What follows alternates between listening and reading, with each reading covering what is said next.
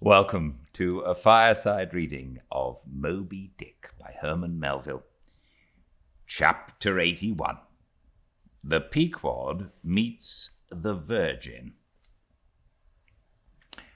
The predestined day arrived, and we duly met the ship Jungfrau, Derrick the dear master of Bremen. At one time, the greatest whaling people in the world, the Dutch and Germans, are now among the least, but here and there, at very wide intervals of latitude and longitude, you still occasionally meet with their flag in the Pacific. For some reason, the Jungfrau seemed quite eager to pay her respects. While yet some distance from the Pequod, she rounded to, and dropping a boat, her captain was impelled towards us, impatiently standing in the bows instead of the stern. "What has he in his hand there?" cried Starbuck, pointing to something wavingly held by the German. "Impossible, a lamp feeder?" "Not that," said Stubb. "No, it's a coffee pot, Mr. Starbuck. He's coming off to make us our coffee, is the Yerman. Don't you see that big tin can there alongside of him? That's his boiling water. Ho, ho, ho, he's all right, is the Yerman." "Go along with you," cried Flask. "It's a lamp feeder and an oil can. He's out of oil and he's come a-begging." However curious it may seem for an oil ship to be borrowing oil on the whale ground, and however much it may inadvertently contradict the old proverb about carrying coals to Newcastle, yet sometimes such a thing really happens, and in the present case, Captain Derrick the Deer did indubitably conduct a lamp feeder, as Flask did declare. As he mounted the deck, Ahab abruptly accosted him, without at all heeding what he had in his hand. But in his broken lingo, the German soon evinced his complete ignorance of the white whale, immediately turning the conversation to his lamp feeder and oil can, with some remarks touching his having to turn into his hammock at night in profound darkness, his last drops of Bremen oil being gone, and not a single flying fish yet captured to supply the deficiency, concluding by hinting that his ship was indeed what in the fishery is technically called a clean one, that is, an empty one, well deserving the name of Jungfrau, or the Virgin. His necessities supplied, Derrick departed, but he had not gained his ship's side when whales were almost simultaneously raised from the mastheads of both vessels, and so eager for the chase was Derrick that without pausing to put his oil can and lamp feeder aboard, he slewed round his boat and made after the Leviathan lamp feeders. Now, the game having risen to leeward, he and the other 3 German boats that soon followed him had considerably the start of the Pequod's keels. There were 8 whales, an average pod. Aware of their danger, they were going all abreast with great speed, straight before the wind, rubbing their flanks as closely as so many spans of horses in harness. They left a great wide wake, as though continually unrolling a great wide parchment upon the sea. Full in this rapid wake, and many fathoms in the rear, swam a huge, humped old bull, which, by his comparatively slow progress, as well as by the unusual yellowish incrustations overgrowing him, seemed afflicted with the jaundice or some other infirmity. Whether this whale belonged to the pod in advance seemed questionable, for it is not customary for such venerable leviathans to be at all social. Nevertheless, he stuck to their wake, though indeed their backwater must have retarded him, because the white bone or swell at his broad muzzle was a dashed one, like the swell formed when two hostile currents meet. His spout was short, slow, and laborious, coming forth with a choking sort of gush and spending itself in torn shreds, followed by strange subterranean commotions in him, which seemed to have egress at the other buried extremity, causing the waters behind him to up-bubble. "Who's got some paregoric?" said Stubb. "He has the stomachache, I'm afraid. Lord, think of having half an acre of stomachache. Adverse winds are holding mad Christmas in him, boys. It's the first foul wind I ever knew to blow from astern. But look, did you ever see a whale yaw so before? It must be he's lost his tiller." As an overladen Indiaman bearing down the Hindustan coast with a deckload of frightened horses careens, buries, rolls, and wallows on her way, so did this old whale heave his aged bulk, and now and then, partly turning over on his cumbrous rib ends, expose the cause of his devious wake in the unnatural stump of his starboard fin. Whether he had lost that fin in battle or had been born without it, it were hard to say. "Only wait a bit, old chap, and I'll give ye a sling for that wounded arm," cried cruel Flask, pointing to the whale line near him. "Mind he don't sling thee with it," cried Starbuck. "Give way, or the German will have him." With one intent, all the combined rival boats were pointed for this one fish, because not only was he the largest and therefore the most valuable whale, but he was nearest to them, and the other whales were going with such great velocity, moreover, as almost to defy pursuit for the time. At this juncture, the Pequod's keels had shot by the 3 German boats last lowered, but from the great start he had had, Derrick's boat still led the chase, though every moment neared by his foreign rivals. The only thing they feared was that, far from being already so nigh to his mark, he would be enabled to dart his iron before they could completely overtake and pass him.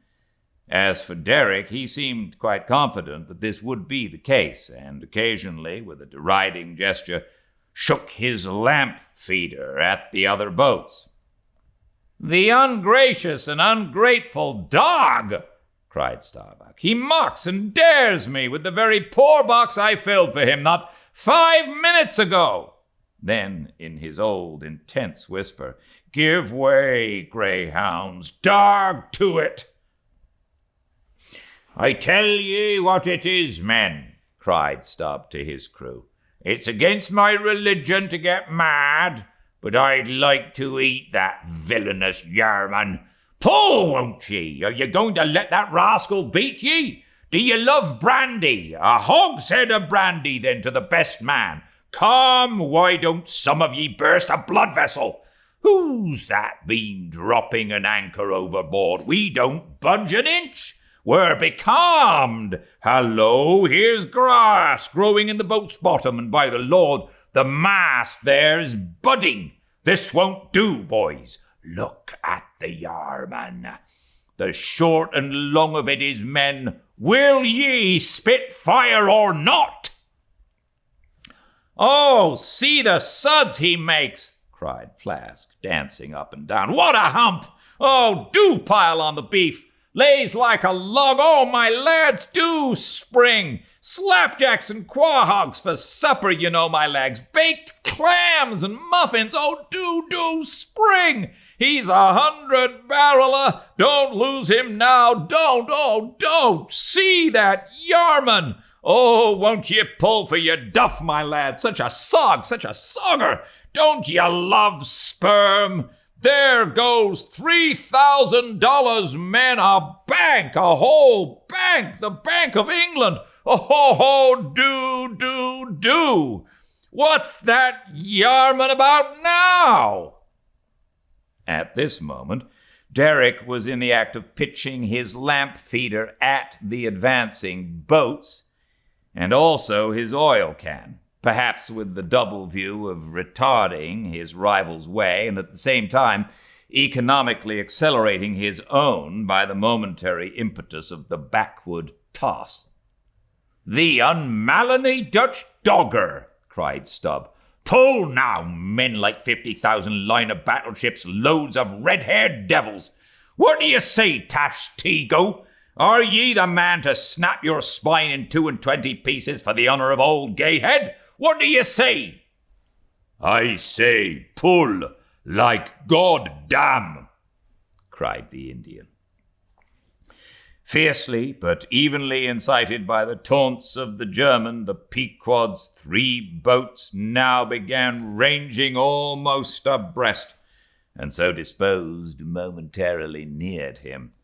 In that fine, loose, chivalrous attitude of the headsman when drawing near to his prey, the 3 mates stood up proudly, occasionally backing the after oarsman with an exhilarating cry of, "There she slides now! Hurrah for the white ash breeze! Down with the yarman! Sail over him!"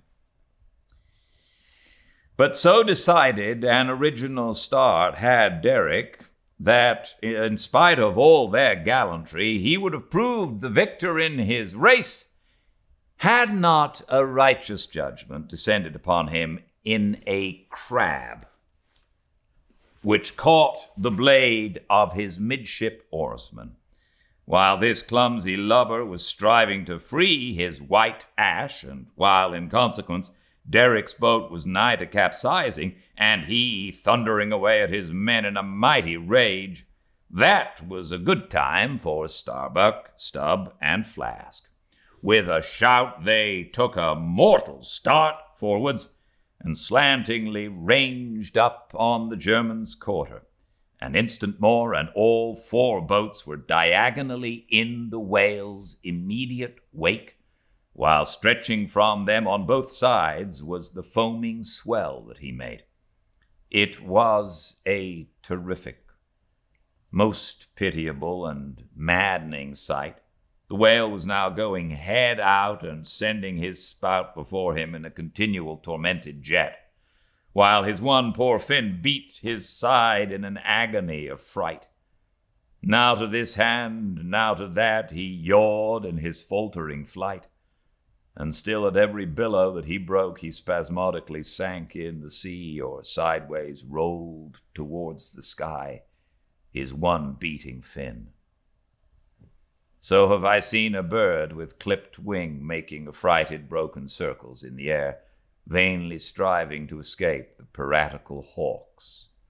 But the bird has a voice, and with plaintive cries will make known her fear.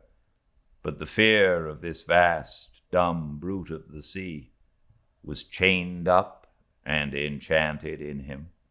He had no voice, save that choking respiration through his spiracle, and this made the sight of him unspeakably pitiable.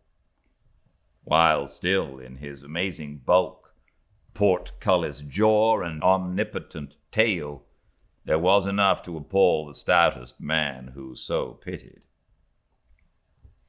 Seeing now that but a very few moments more would give the Pequod's boats the advantage, and rather than be thus foiled of his game, Derek chose to hazard what to him must have seemed a most unusually long dart ere the last chance would forever escape.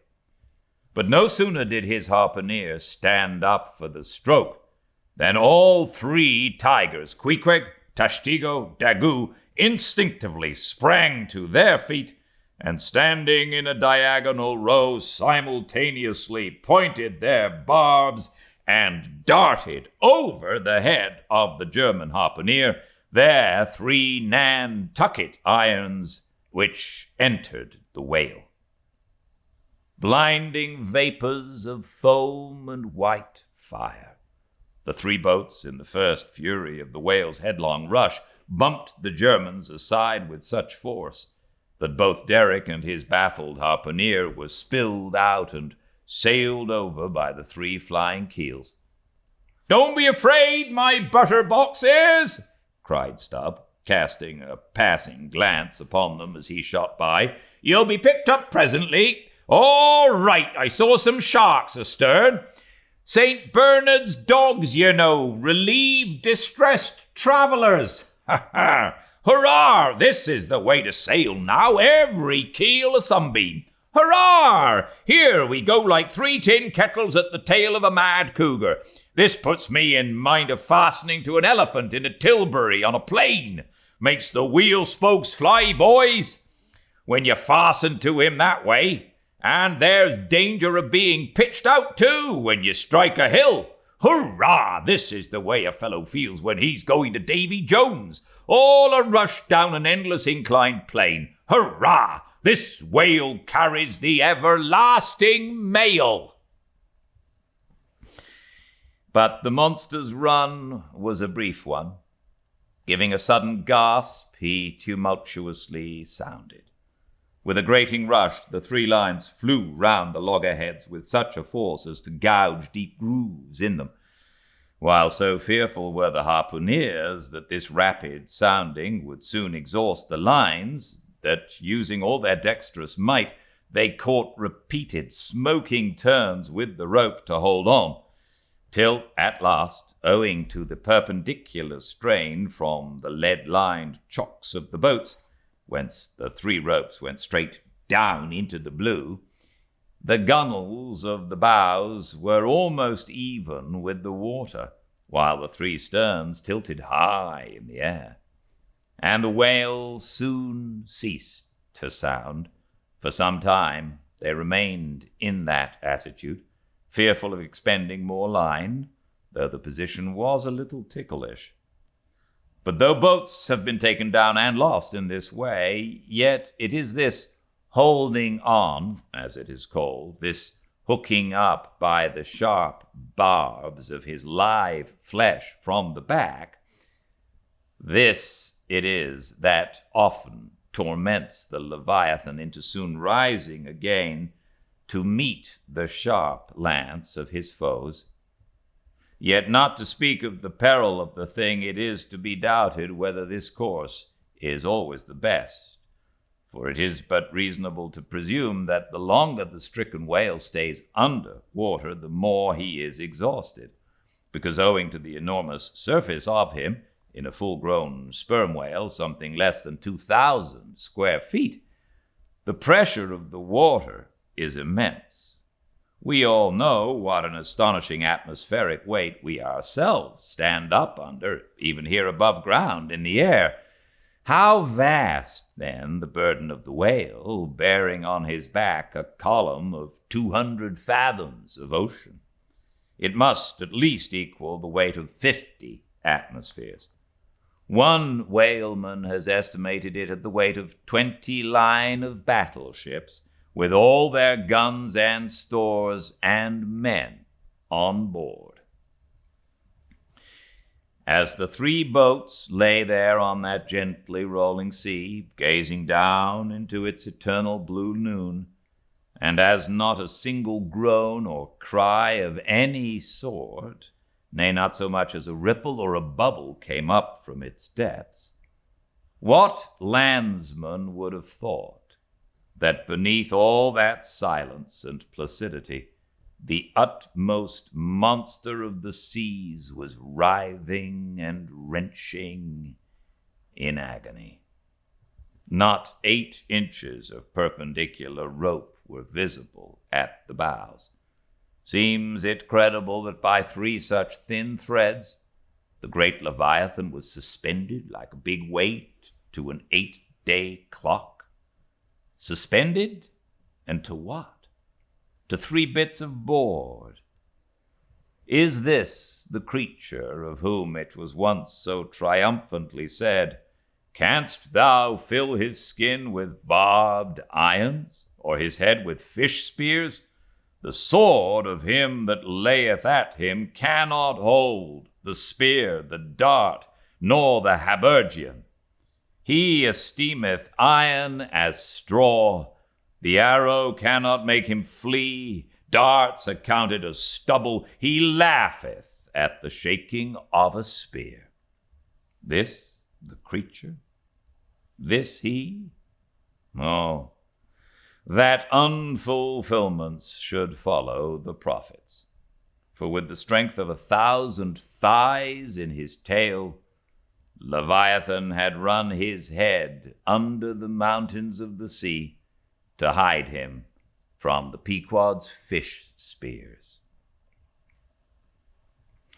In that sloping afternoon sunlight, the shadows that the 3 boats sent down beneath the surface must have been long enough and broad enough to shade half Xerxes' army. Who can tell how appalling to the wounded whale must have been such huge phantoms flitting over his head? "Stand by, men, he stirs!" cried Starbuck, as the 3 lines suddenly vibrated in the water, distinctly conducting upwards to them, as by magnetic wires, the life and death throbs of the whale, so that every oarsman felt them in his seat.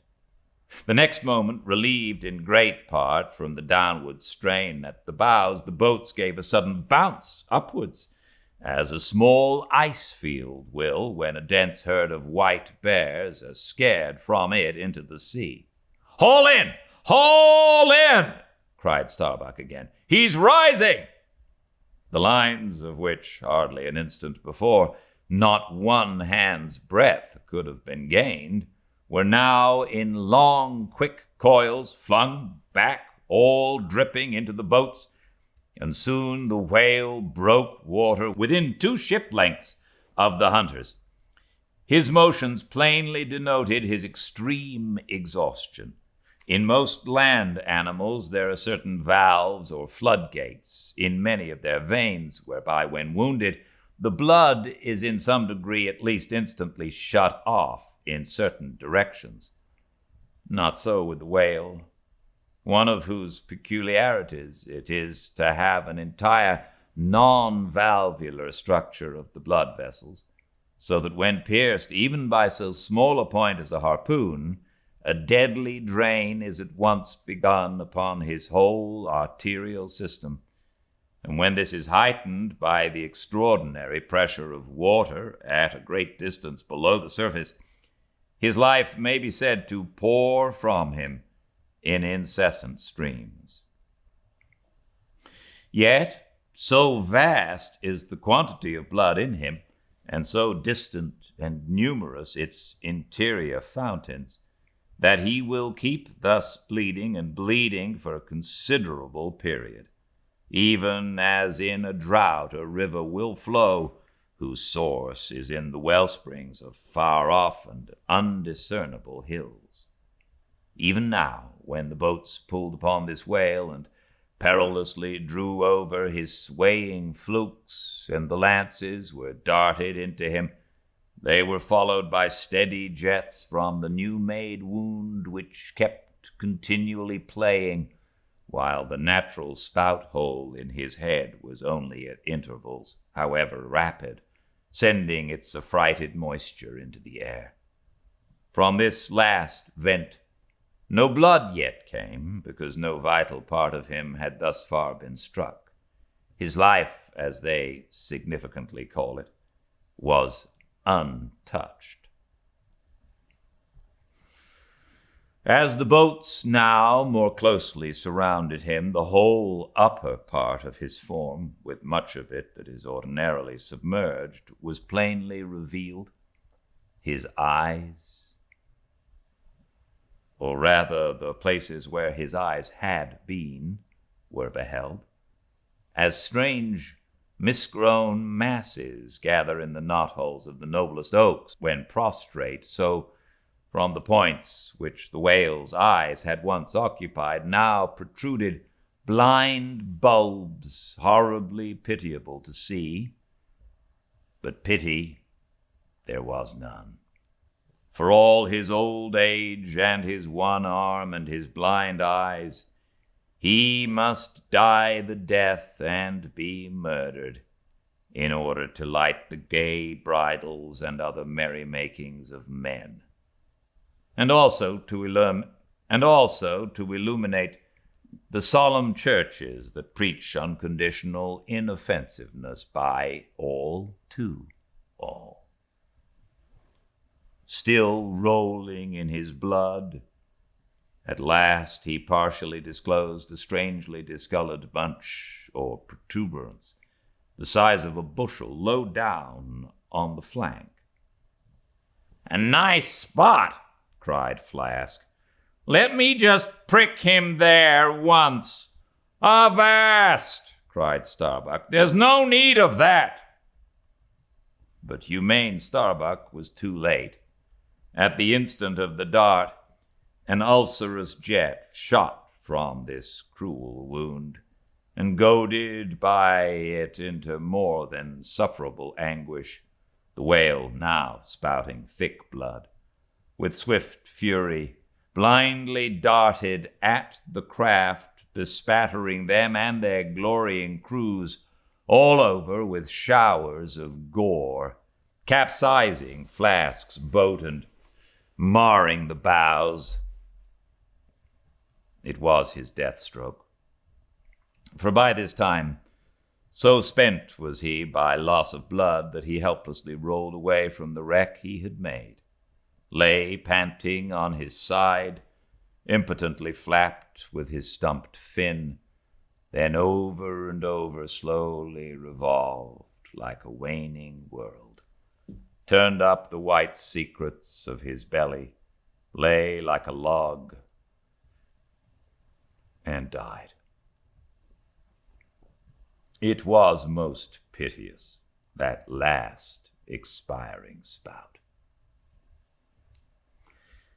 As when by unseen hands the water is gradually drawn off from some mighty fountain, and with half-stifled melancholy gurglings the spray column lowers and lowers to the ground, so that the last long dying spout of the whale, so the last long dying spout of the whale.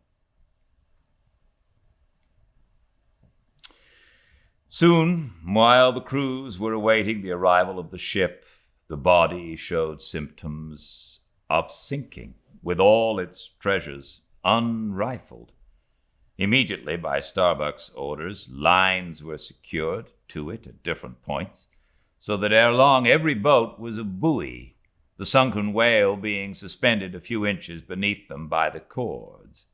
By very heedful management, when the ship drew nigh, the whale was transferred to her side and was strongly secured there by the stiffest fluke chains, for it was plain that unless artificially upheld, the body would at once sink to the bottom. It so chanced that almost upon first cutting into him with the spade, the entire length of a corroded harpoon was found, embedded in his flesh, on the lower part of the bunch before described. But as the stumps of harpoons are frequently found in the dead bodies of captured whales, with the flesh perfectly healed around them, and no prominence of any kind to denote their place, therefore there must needs have been some other unknown reason in the present case fully to account for the ulceration alluded to. But still more curious was the fact of a lance head of stone being found in him, not far from the buried iron, the flesh perfectly firm about it. Who had darted the stone lance, and when? It might have been darted by some Northwest Indian long before America was discovered.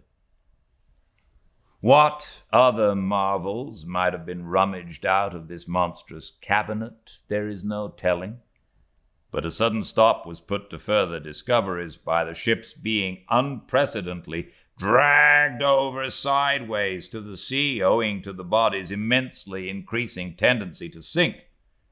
However, Starbuck, who had the ordering of affairs, hung on to it to the last, hung on to it so resolutely indeed that when at length the ship would have been capsized, if still persisting in locking arms with the body, then when the command was given to break clear from it, such was the immovable strain upon the timber-heads to which the fluke chains and cables were fastened, that it was impossible to cast them off.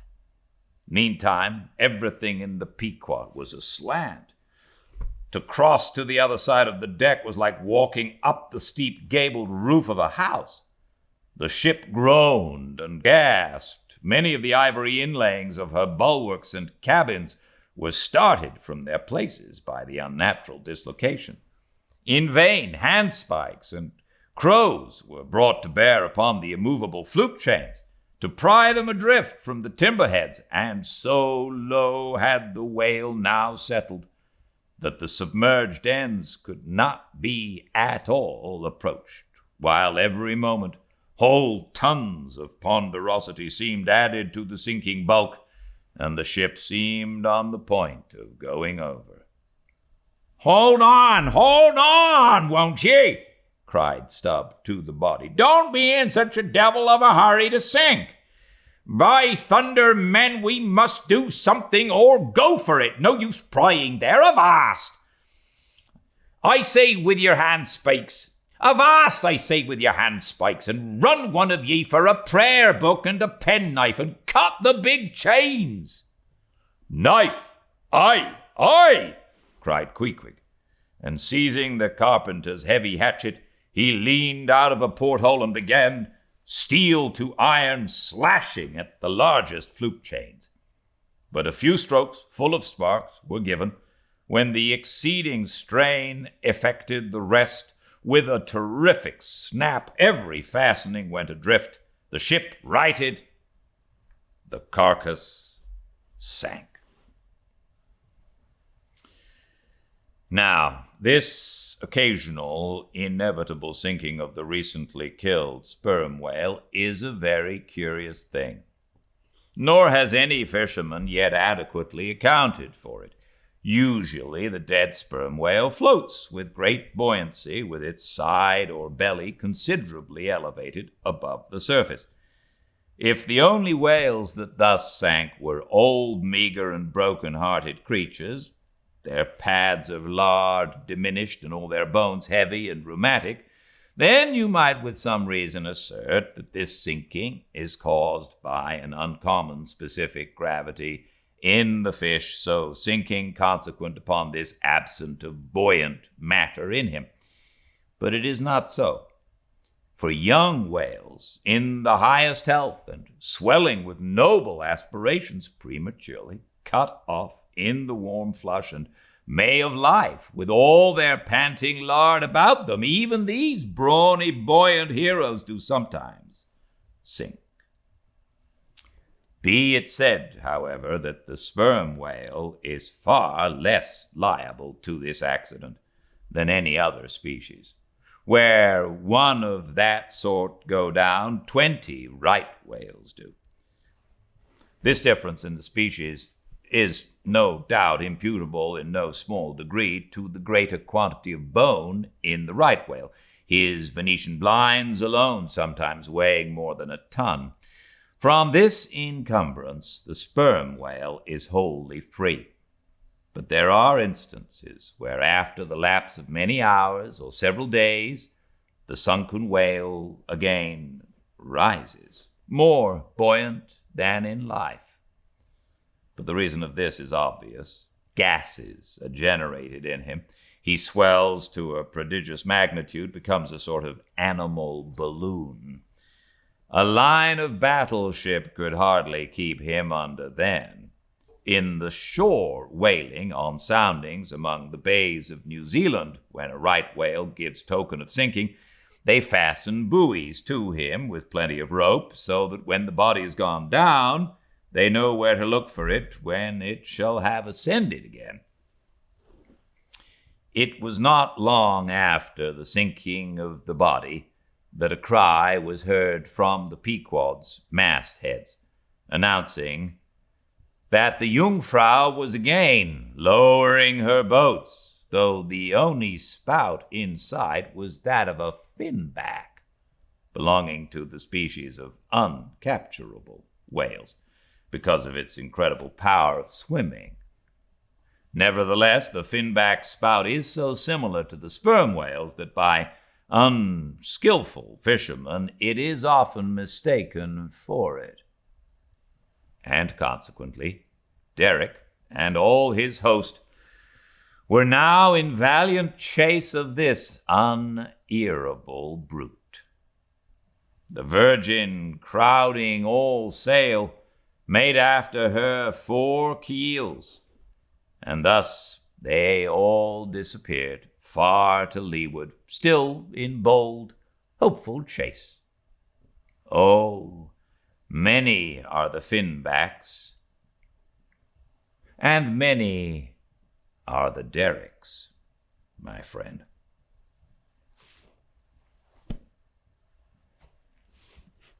Thanks for joining me.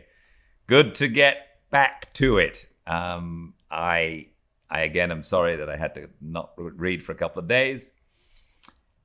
But please check us out tomorrow, same time and place, 5 Pacific at Fireside Reading, or look up all of the chapters on the YouTube channel Fireside Reading.